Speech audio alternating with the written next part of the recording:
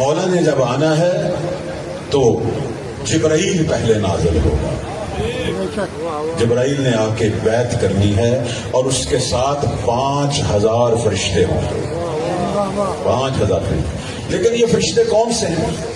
آپ قرآن مجید اٹھائیں، جنگ بدر قرآن مجید کے اندر کہاں لکھی ہوئی ہے دیکھیں، آج ہی جا کے چیک کر لیں.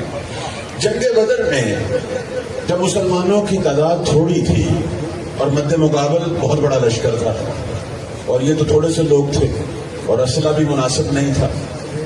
کسی کے ہاتھ میں، کسی 2-4 کے ہاتھ میں تلوار ہوگی، باقی کیا ہے، پتھر ہیں، لکڑیاں ہیں اٹھائے ہوئے.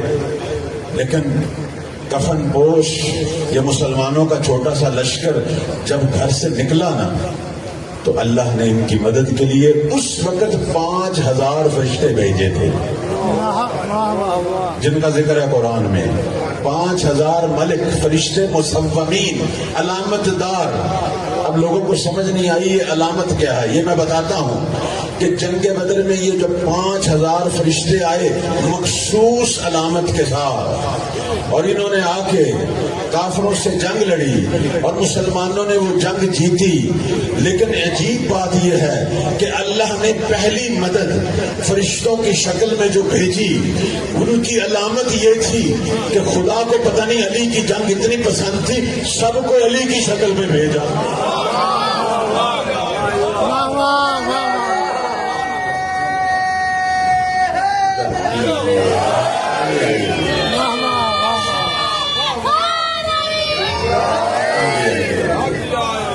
سب کو علی کی شکل میں بھیج.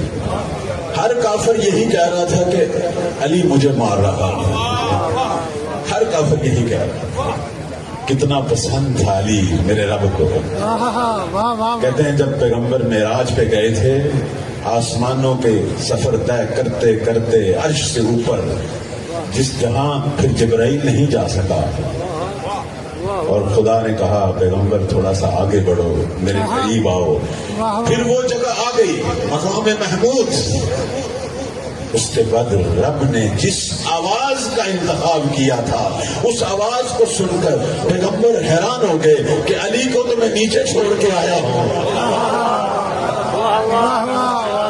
تو میرے رب نے کہا اے محمد، تیرے دل میں جس کی محبت بھری ہوئی ہے، بلکہ تیرا وجود جس ہستی کی محبت سے لبریز ہے، میں نے اس کی آواز کا انتخاب کیا ہے، اور وہ علی ابن ابی طالب ہے.